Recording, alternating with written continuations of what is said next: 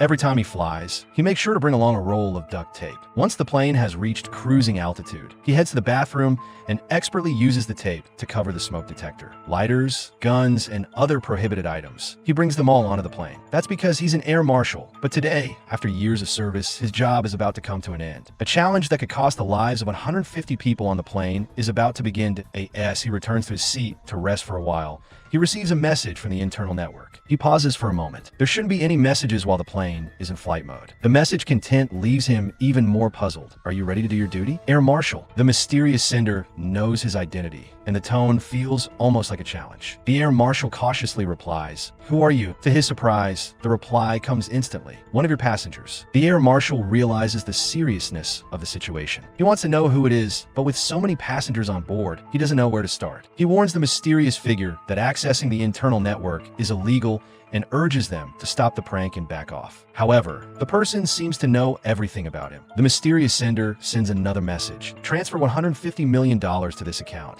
or someone on this plane will die in 20 minutes. Just then, the air marshal sees his colleague, Jack, walking by. He immediately confronts him, asking, "Are you really joking like this?" Jack looks confused, so the air marshal explains the situation about the text messages. Jack shows him his phone to prove that he's not the one behind it. Could it really be a hijacker? The air marshal decides to inform the captain. The captain tells him that the nearest airport for an emergency landing is still an hour and a half away.